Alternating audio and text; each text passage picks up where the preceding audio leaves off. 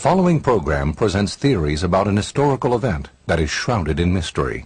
It contains archival footage, reenactments, and dramatizations, which invite you, the viewer, to draw your own conclusions.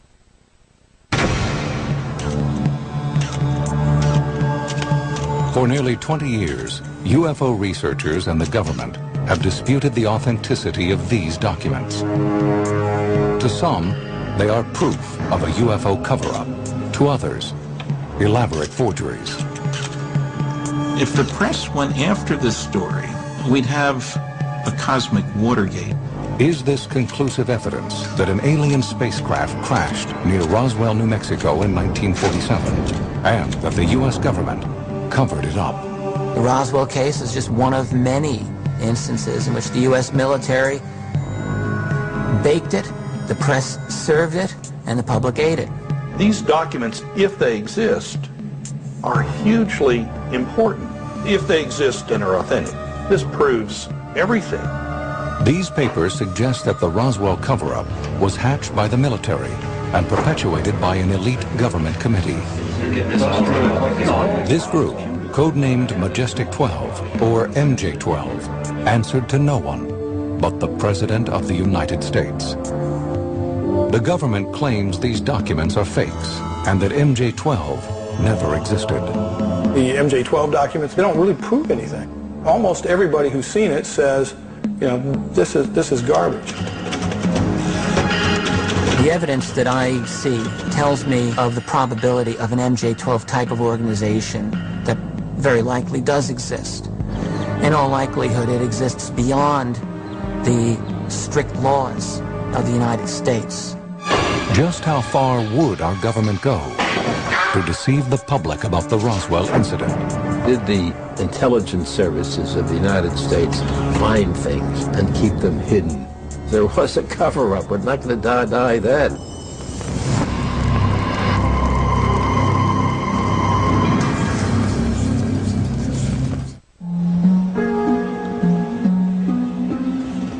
The story begins in the Los Angeles area in December of 1984 with the arrival of a mysterious package. Fledgling movie director Jamie Chandray is developing a fictional film about UFOs. He comes home one day to find an envelope postmarked Albuquerque, New Mexico. It has no return address and contains no message, only a single roll of film. Once processed, the film reveals a set of official-looking documents. One is dated September 24th, 1947, and marked Top Secret, Eyes Only. It appears to have been written and signed by President Harry Truman. This letter has come to be known as the Truman-Forrestal Memo. The Truman-Forrestal Memo is a memo from President Truman to First Secretary of Defense James Forrestal, telling him to go ahead with Operation Majestic 12, and that it would continue to be accountable only to the President. The term Majestic 12 is also referenced in the second document found on the film. Taken at face value, it presents an agenda for a briefing for President-elect Dwight Eisenhower. The document appears to have been prepared by Admiral Roscoe Hillenkoetter, former director of the CIA, and is dated November 18, 1952, more than 5 years after the Truman-Forrestal Memo. Essentially, the message you get in these documents is that the U.S. retrieved alien technology through more than one crash, including Roswell, that the extraterrestrial presence is real and here on Earth, and furthermore, that the United States government has had communication with an extraterrestrial being. This memo, which becomes known as the Eisenhower Briefing Document, identifies the Majestic 12 Committee, or MJ-12, as a group of high-level scientists, military leaders, and intelligence officers. The memo indicates that these 12 men have been granted the nation's highest security clearance to investigate the 1947 crash of an alien spacecraft. For years, rumors have swirled within the UFO research community that such a top-secret panel had hidden the truth about Roswell, but no one has ever found what appears to be hard evidence until now. Chandray enlists the help of fellow UFO researchers Bill Moore and Stanton Friedman. They spend the next 3 years trying to authenticate the MJ-12 documents. They started looking into this, thinking that this could be the holy grail, the proof of the UFO cover-up. Still, Stan Friedman advises that they proceed with caution. A physicist who has worked for defense contractors, Friedman is aware that his credibility could be damaged if the documents are found to be fake.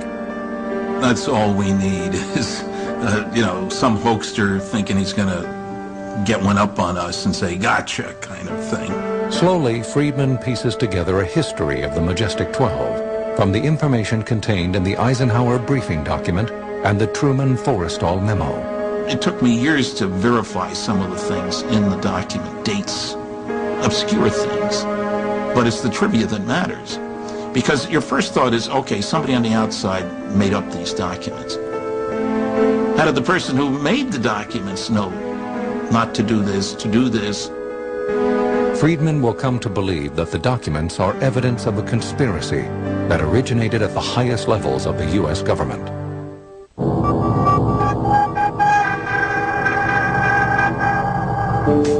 According to the documents, the history of Operation Majestic 12 begins with the astonishing eyewitness account of Kenneth Arnold. In June 1947, Arnold, a civilian pilot, sees bright objects flash across the sky during a flight in Washington state. The press newspaper got this, and Arnold had said that they moved as though like they were saucers skipping on the water. And that phrase got turned into flying saucers. Arnold's sighting makes front-page news. In the days that follow, several hundred sightings of flying objects are recorded across the country. In the midst of that, 2 weeks later, occurred the alleged crash of an object about 75 miles outside Roswell Army Airfield. On July 7, 1947, investigators from Roswell Army Air Base are summoned to remote southeastern New Mexico. Rancher Mac Brazel claims he has stumbled on the wreckage of a downed flying saucer. They sort through debris scattered over nearly a mile of scrubland. It's unlike anything they've ever seen. Here's all this strange stuff. Metal that was extraordinarily strong and extraordinarily lightweight. You could fold it and fold it and fold it, and then it would unfold on its own. Memory metal. That strange pastel figures on the inside of the I-beam-like pieces. People call them hieroglyphics because what else could you call them if they weren't letters? The 2 Army officers pack up crate loads of debris and return to Roswell Army Air Base the next morning. What is it? The base commander dictates a press release. The statement reads in part, Roswell Army Airfield was fortunate enough to gain possession of a disc. At some point, rancher Mac Brazel reportedly enters a coffee shop in Roswell and strikes up a conversation with another patron. Brazel shares his story about the flying saucer crash. That man happens to manage a local radio station, and he immediately calls sister station KOAT in Albuquerque. The station's secretary begins to dispatch a teletype message to an ABC station in California. But, as she will claim years later, her missive is interrupted. She was putting it out on the wire. And suddenly a bell rings on the machine, and the FBI says, do not continue this transmission. Nevertheless, the official statement made at Roswell Army Air Base reaches the Associated Press that afternoon. By 2:30, the story had hit the AP news wires, and all hell broke loose. The incredible story becomes national news, if only for a few days. The Army Air Forces has announced that a flying disc has been found and is now in the possession of the Army. It will stir controversy for decades to come. Roswell, New Mexico.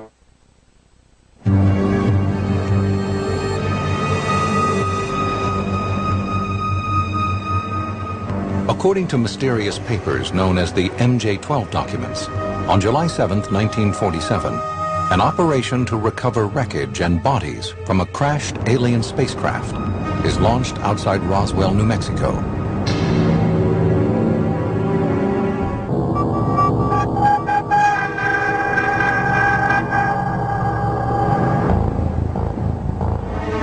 By July 8th, search teams have descended on a giant debris field and sealed off nearby roadways. A major retrieval operation is underway.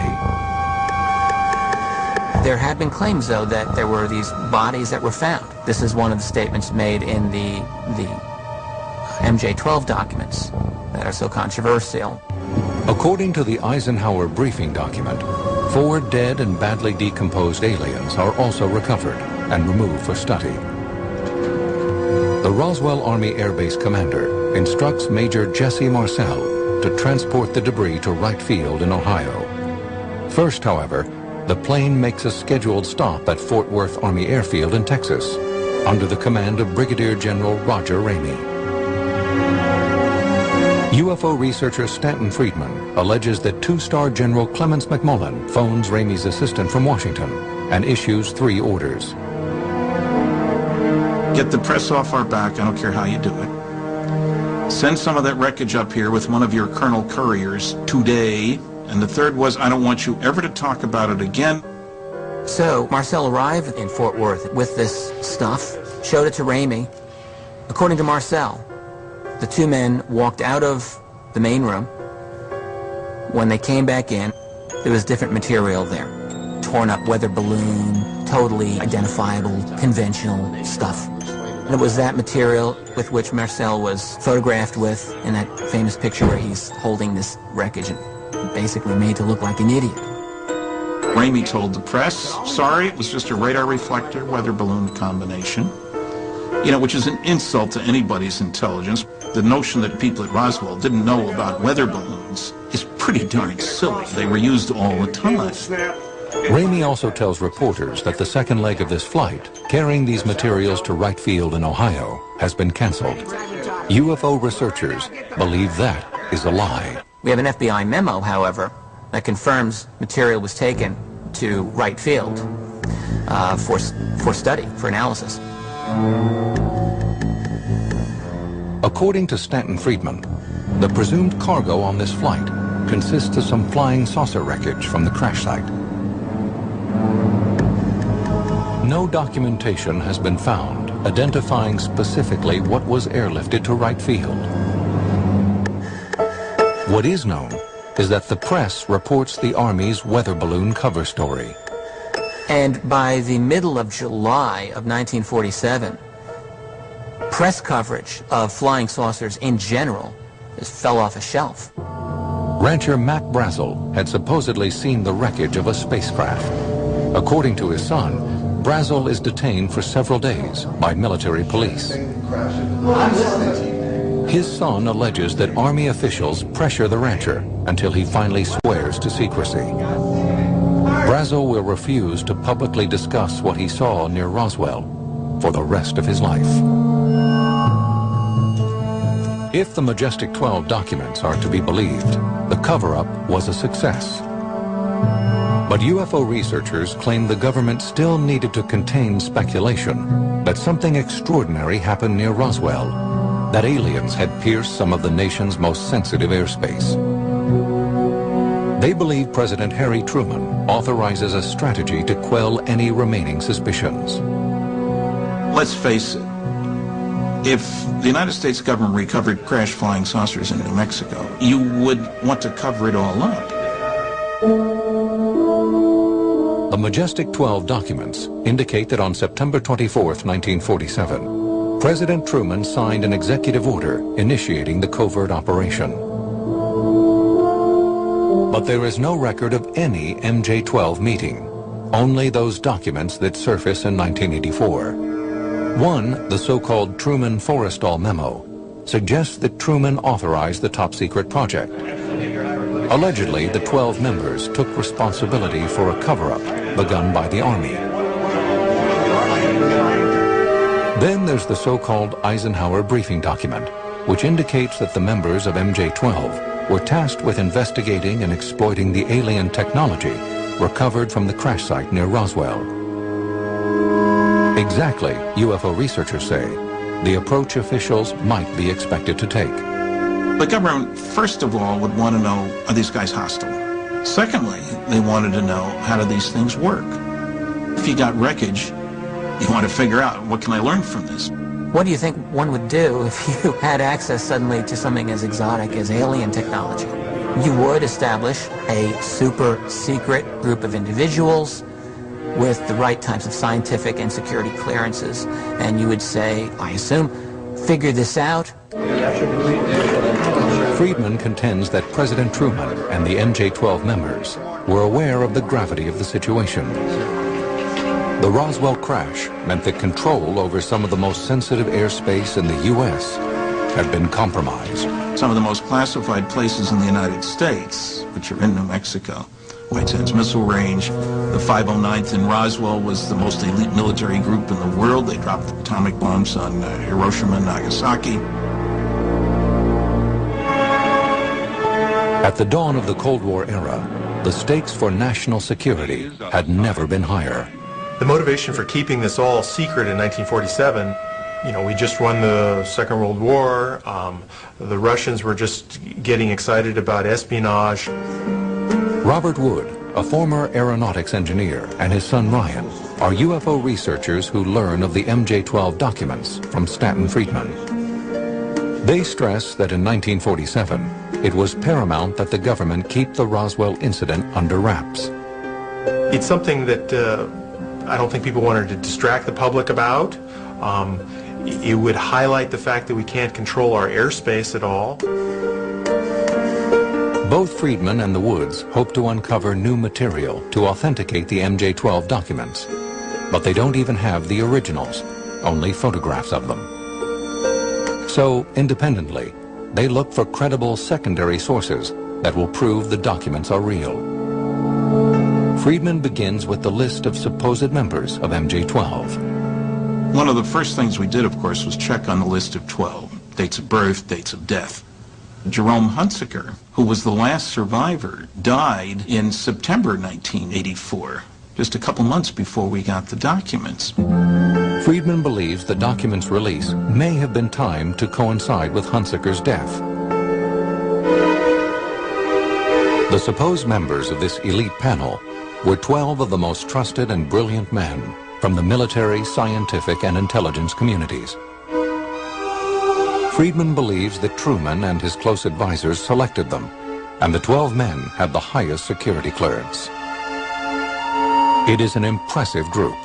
The Secretary of Defense, the first 3 directors of the CIA, an Air Force general who would later become head of the Joint Chiefs of Staff, the Secretary of the Army, and 5 of the nation's leading scientists at the time.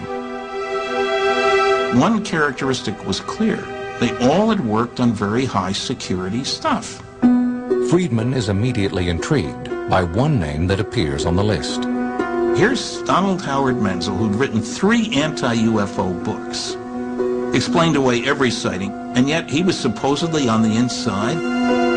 First of all, the objects are not unidentified. We know what they are.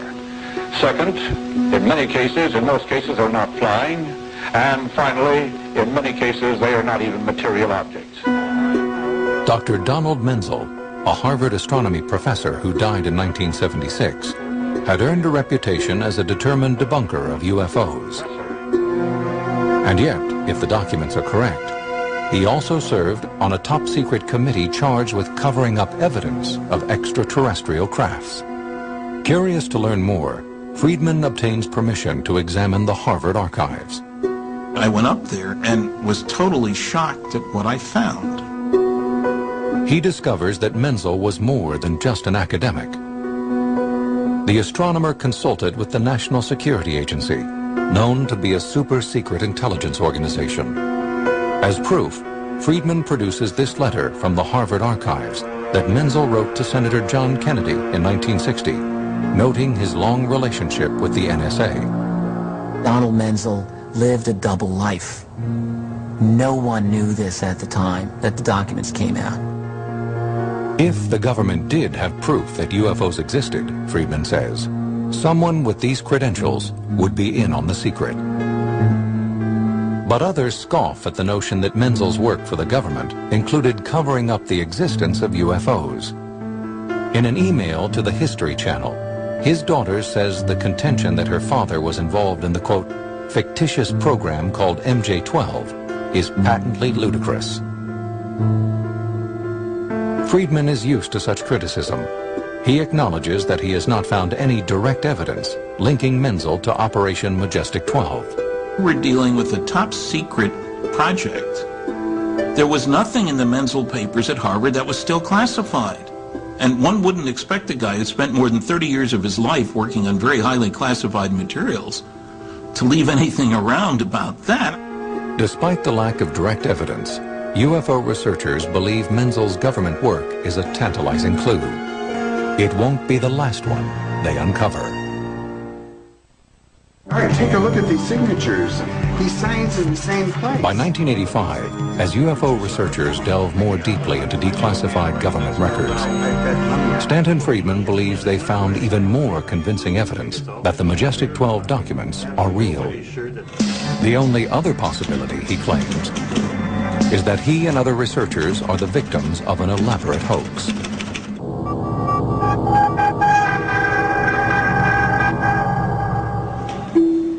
A few months after Jamie Chandray reportedly receives the package containing the filmed MJ-12 documents, another anonymous message appears. In early 1985, Bill Moore, a UFO researcher in California, gets a postcard, postmarked New Zealand. Its cryptic message suggests he visit the National Archives outside Washington, D.C.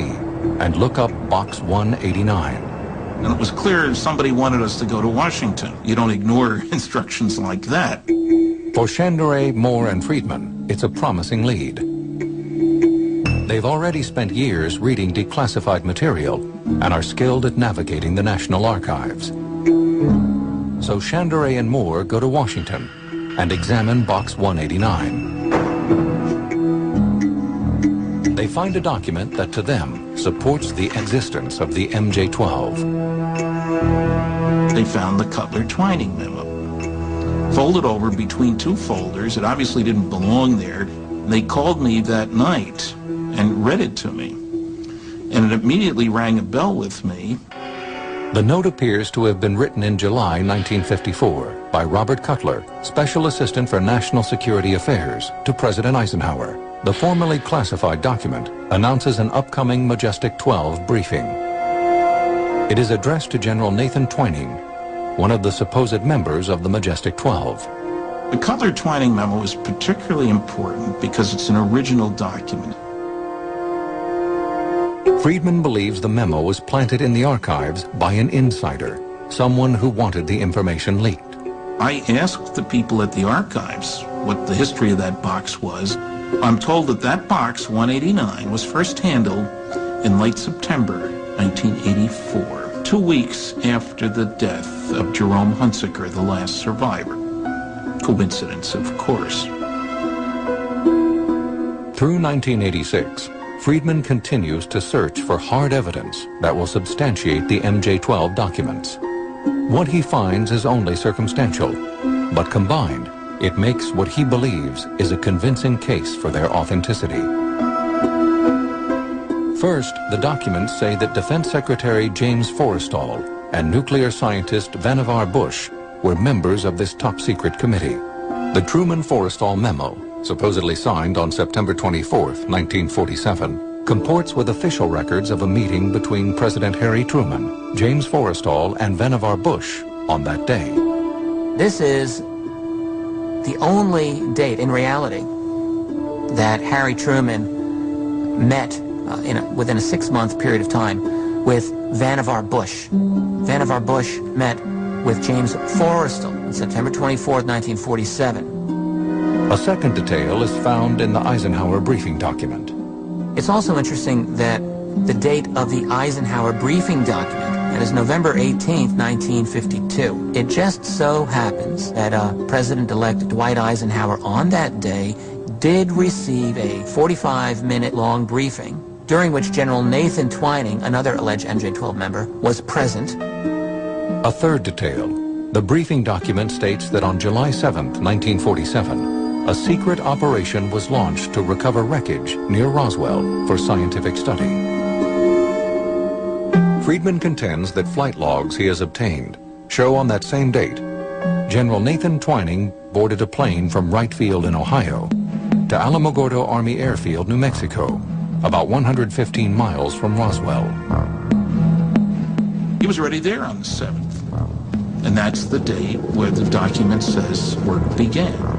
Twining's flight logs place him in New Mexico until July 11th. Whatever the purpose of his visit, Friedman says this letter proves that Twining canceled other plans in order to make the New Mexico trip. He had sent a letter to a buddy at Boeing. They used to do fishing trips and things like that. Sorry, something of great importance had come up. That's when he went to New Mexico. There is another intriguing coincidence. In March 1949, Defense Secretary James Forrestal, a supposed member of the Majestic 12, resigns from President Truman's cabinet. In April, he is admitted into Bethesda Naval Hospital for treatment for mental illness. On May 22, 1949, 7 weeks after checking in, Forrestal plunges to his death from a window on the hospital's 16th floor. The official cause of death is suicide, but Forrestal's fall has long been the subject of speculation. I don't think we'll ever know the true story of what happened. The theories are many. He was pushed out. He was tossed out. They decided he was going to talk about things he shouldn't be talking about. By the spring of 1987, Friedman and his colleagues feel compelled to make their findings public. The result is national media coverage, including on the ABC News program Nightline, where Friedman debates the existence of MJ-12 with skeptic Phil Klass, a journalist and founding member of the Committee for the Scientific Investigation of Claims of the Paranormal, or CSICOP. Klass issues a challenge to the national media to investigate the MJ-12 documents. And within a month come back and report either these documents are authentic, we have captured a flying saucer, the government has maintained a cover-up for 40 years, or come back and report it's nonsense and there has never been so great a con job done against the news media and the public. I think that the people who want to keep secrets have done a very good job of taking advantage of the egos of the Washington press corps who think that no secrets can be kept from them. Nearly 20 years later, skepticism remains. Paul Kurtz now heads CSICOP, founded at the State University of New York at Buffalo. On the MJ-12, there were 12 people on this special committee, and they're all dead now.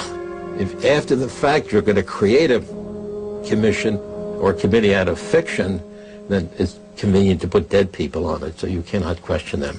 The MJ-12 documents are third-rate amateurish productions, in my opinion, and I say this as someone who's looked at some very good forgeries for over decades. Joe Nickel, a CSICOP investigator, takes issue with the fact that only photocopies of the Eisenhower briefing document and the Truman-Forrestal memo are available for analysis, not the originals. Where are these original alleged documents? The rule of best evidence says that you don't use a copy of something when the original could be available. Despite these limitations, Nickel agreed to study copies of the supposed Majestic 12 documents. They're hugely problematical, riddled with factual errors and even document errors, riddled with them. Nickel begins by dissecting the Truman-Forrestal memo. If Friedman and his supporters are to be believed, this memo marked the launch of Operation Majestic 12. It mentions an executive order number. We can go to the Truman files and look up his executive order numbers, and this isn't one of them. When we get to the signature, it gets even worse. This is a cut and paste job. This was Xerox copy that had been interposed on something that had been typewritten. The signature is genuine, but the evidence suggests it was a fabrication. Stylistic errors, like incorrect date formats, also expose the Eisenhower briefing paper as a fraud, Nickel argues. The Eisenhower briefing document is a problem on several levels, but one that caught my attention was the date format, which is really incorrect. The civilian date would be November 18, 1952. The military format would be 18 November 1952, no comma. But the briefing document has a hybrid. I think this is one of many touches of incompetence in these documents. If the first two alleged Majestic 12 documents are fakes, then what about the Cutler-Twining memo that was discovered at the National Archives? Nichol learns that the alleged author, Robert Cutler, was not even in the U.S. when the memo was supposedly written. He had left for Europe 11 days earlier. Equally suspicious, Nichol argues, is the fact that the Cutler-Twining memo, like the other documents, was discovered by UFO researchers. The National Archives didn't have any record of it, didn't know they had it. Nice try, fellas, but this is not a very credible document. Nichol does not rule out the possibility that one of the memo's proponents, Stanton Friedman, Moore, or Chandray, planted the document there to make it look authentic. They're not expecting you to bring a George Washington letter into the archives. No, they're worried about you putting one in your briefcase or something and walking out with it. But Friedman defends his work on MJ-12. He says his research has unearthed many official documents with date formatting inconsistencies. And Friedman has a response to Nichol and others who would suggest that the Cutler-Twining memo was planted. The guys who had the best opportunity to plant it were the lawyers and other people who spend their time in the Army Reserve working on declassification. They have to have high-level clearances. Otherwise, they don't get access to this stuff. While the debate persists about whether the government instigated a massive cover-up about Roswell, UFO stories gain widespread popularity, due in part to Stanton Friedman's charges. In late 1993, at the urging of constituents, New Mexico Congressman Steve Schiff demands a federal inquiry into the records of the Roswell incident. Rumors among the public. The investigation that follows will help blow the lid off a U.S. Air Force secret that's been tightly guarded for 46 years. Something happened near Roswell in 1947. Question is, what exactly happened?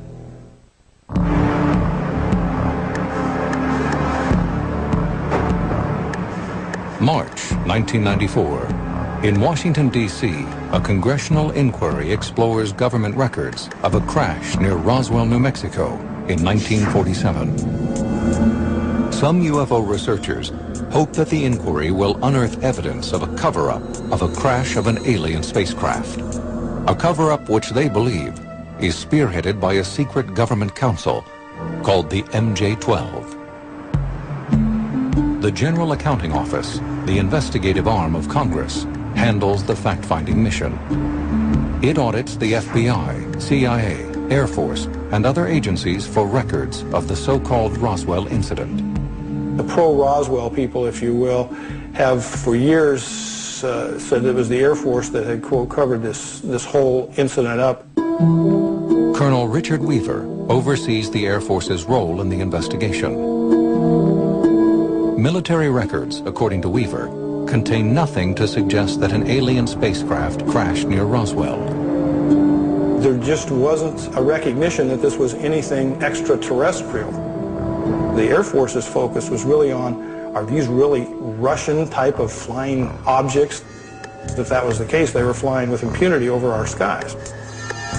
However, Weaver does discover that the official explanation for the Roswell crash site debris, that it was a weather balloon, is not true. But UFO researchers claim that this story is just another part of a disinformation campaign that was underway in July 1947. Deep in the Air Force records is the mention of a covert operation called Project Mogul.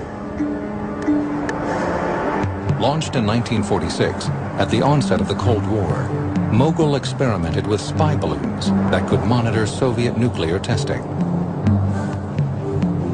We're trying to spy on the Russians.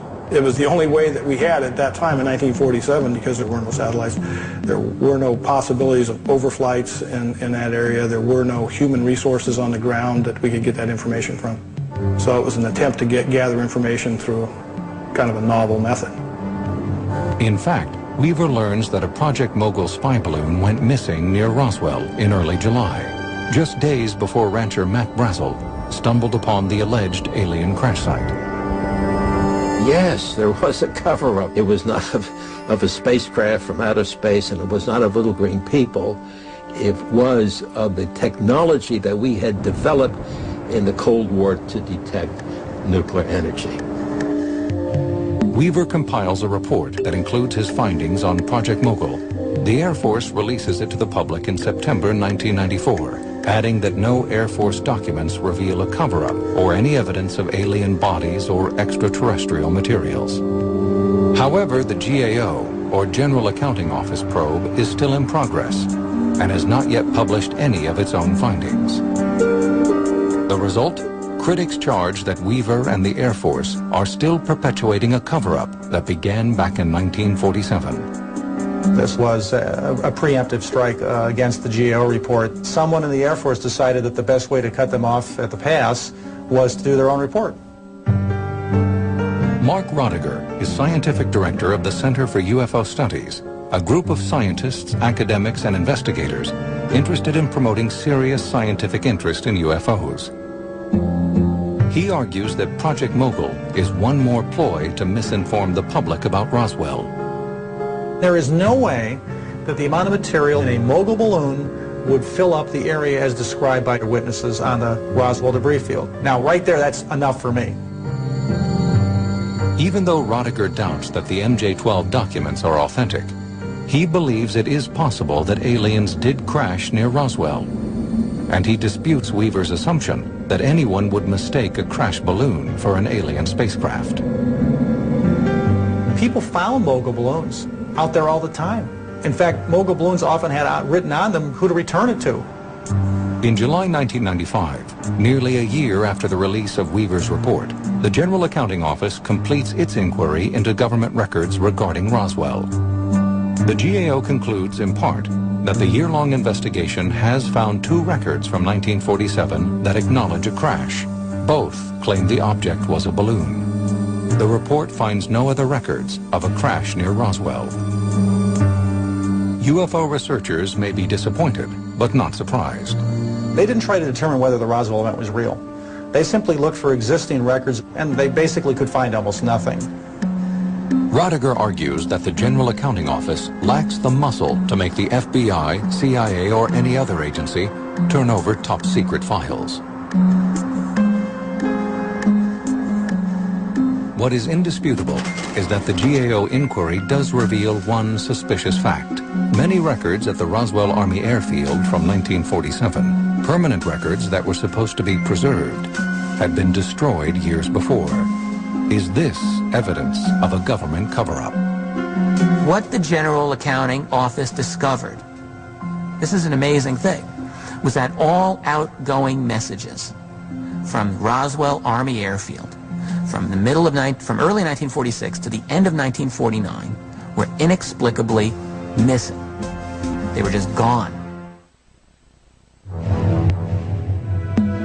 These documents are the only hard evidence that an elite government committee called the Majestic 12 ever existed. Skeptics say they are fraudulent. But UFO researchers believe other records could have confirmed the existence of the MJ-12. They say those documents may have been destroyed as part of a government cover-up.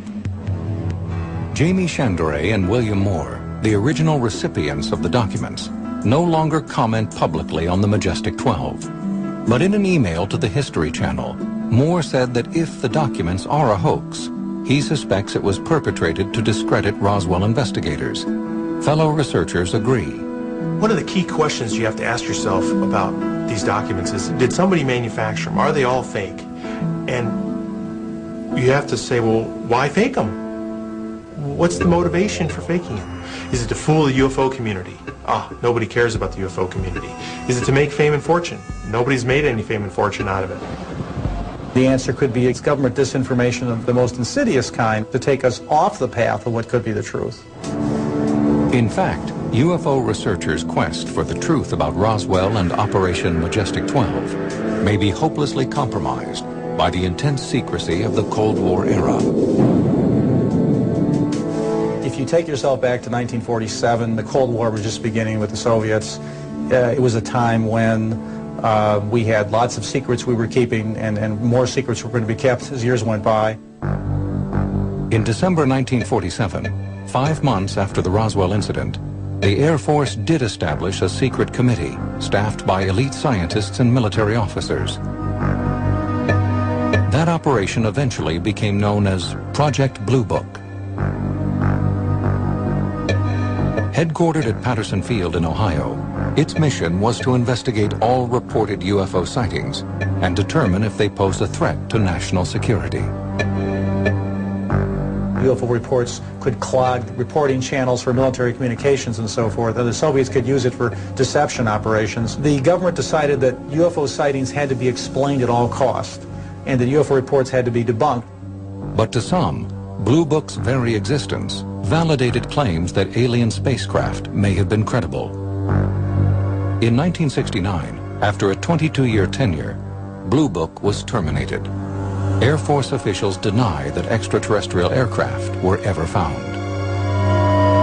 Some UFO researchers are not surprised, since they claim Project Blue Book was never meant to expose the truth about UFOs. It wasn't some kind of deep black deception. It was instead a very open deception, if we can put it that way, a public relations effort to convince the public there was nothing to UFOs. In the years since a mysterious roll of film brought the Majestic 12 controversy to light, Roswell, New Mexico has become an iconic place in American culture. Whether or not an alien spaceship really crashed there almost seems beside the point.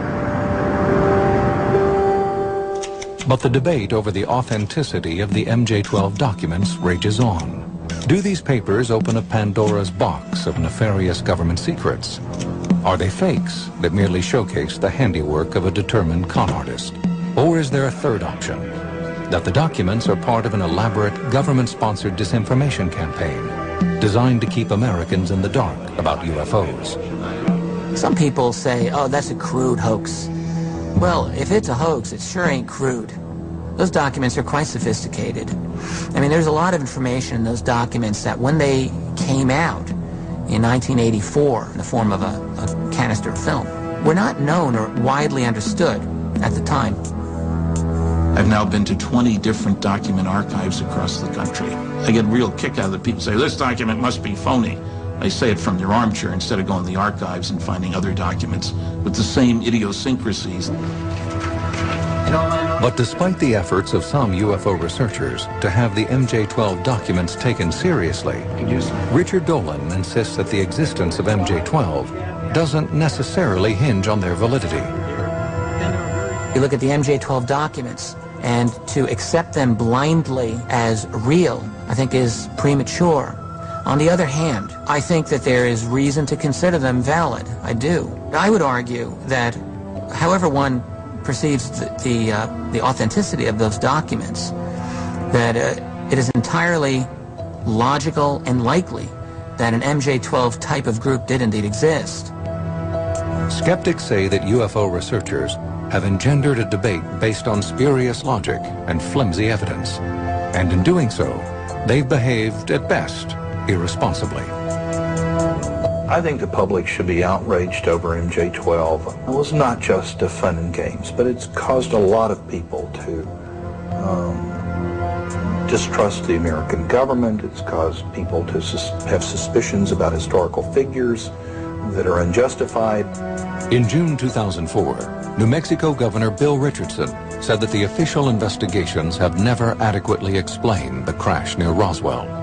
He called for a full disclosure of what the government knows.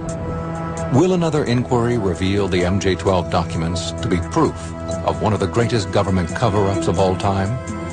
Or will it perpetuate the public's willingness to believe? The preceding program presented theories about an historical event that is shrouded in mystery. It contained archival footage, reenactments, and dramatizations, which invite you, the viewer, to draw your own conclusions. Happened before. But what if, right now, a Category 3 hurricane were to hit one of the world's most heavily populated cities? The chances of this storm happening soon are very real. Mega disasters, New York City hurricane, tonight at 9 on the History Channel. It could happen here. Roswell cover-up was hatched by the military and perpetuated by an elite government committee. This group, codenamed Majestic 12, or MJ-12, answered to no one but the President of the United States. The government claims these documents are fakes and that MJ-12 never existed. The MJ-12 documents, they don't really prove anything. Almost everybody who's seen it says, you know, this is garbage.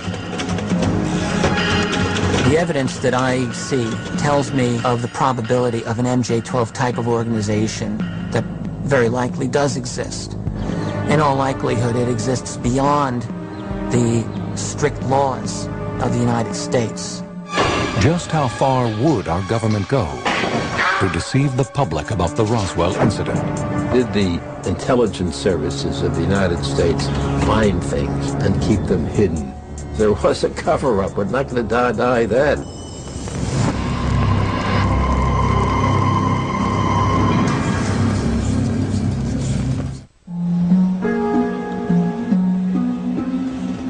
The story begins in the Los Angeles area in December of 1984 with the arrival of a mysterious package.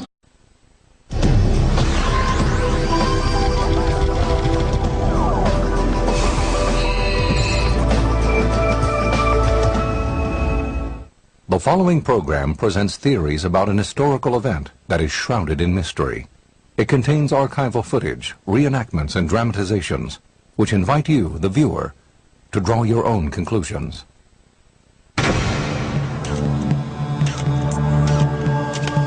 For nearly 20 years, UFO researchers and the government have disputed the authenticity of these documents. To some, they are proof of a UFO cover-up. To others, elaborate forgeries. If the press went after this story, we'd have a cosmic Watergate. Is this conclusive evidence that an alien spacecraft crashed near Roswell, New Mexico in 1947, and that the U.S. government covered it up? The Roswell case is just one of many instances in which the U.S. military baked it, the press served it, and the public ate it. These documents, if they exist, are hugely important. If they exist and are authentic, this proves everything. These papers suggest that the into this, thinking that this could be the Holy Grail, you know, the proof of UFO cover-up. Still, Stan Friedman advises that they proceed with caution. A physicist who has worked for defense contractors, Friedman is aware that his credibility could be damaged if the documents are found to be fake. That's all we need is, you know, some hoaxer thinking he's going to get one up on us and say, gotcha, kind of thing. Slowly, Friedman pieces together a history of the Majestic 12 from the information contained in the Eisenhower briefing document and the Truman-Forrestal memo. It took me years to verify some of the things in the document, dates, obscure things. But it's the trivia that matters. Because your first thought is, okay, somebody on the outside made up these documents. How did the person who made the documents know not to do this, to do this? Friedman will come to believe that the documents are evidence of a conspiracy that originated at the highest levels of the U.S. government.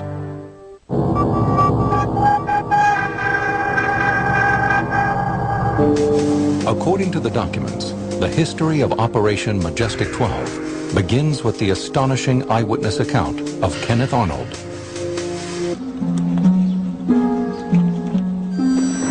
Fledgling movie director Jamie Chandray is developing a fictional film about UFOs. He comes home one day to find an envelope postmarked Albuquerque, New Mexico. It has no return address and contains no message, only a single roll of film. Once processed, the film reveals a set of official-looking documents. One is dated September 24th, 1947, and marked Top Secret, Eyes Only. It appears to have been written and signed by President Harry Truman. This letter has come to be known as the Truman-Forrestal Memo. The Truman-Forrestal Memo is a memo from President Truman to First Secretary of Defense James Forrestal, telling him to go ahead with Operation Majestic 12, and that it would continue to be accountable only to the President.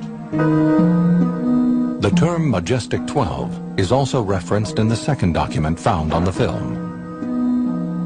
Taken at face value, it presents an agenda for a briefing for President-elect Dwight Eisenhower. The document appears to have been prepared by Admiral Roscoe Hillenkoetter, former director of the CIA, and is dated November 18, 1952, more than 5 years after the Truman-Forrestal Memo. Essentially, the message you get in these documents is that the U.S. retrieved alien technology through more than one crash, including Roswell, that the extraterrestrial presence is real and here on Earth, and furthermore, that the United States government has had communication with an extraterrestrial being. This memo, which becomes known as the Eisenhower Briefing Document, identifies the Majestic 12 Committee, or MJ-12, as a group of high-level scientists, military leaders, and intelligence officers. The memo indicates that these 12 men have been granted the nation's highest security clearance to investigate the 1947 crash of an alien spacecraft. For years, rumors have swirled within the UFO research community that such a top-secret panel had hidden the truth about Roswell, but no one has ever found what appears to be hard evidence until now. Chandray enlists the help of fellow UFO researchers Bill Moore and Stanton Friedman. They spend the next 3 years trying to authenticate the MJ-12 documents. They started looking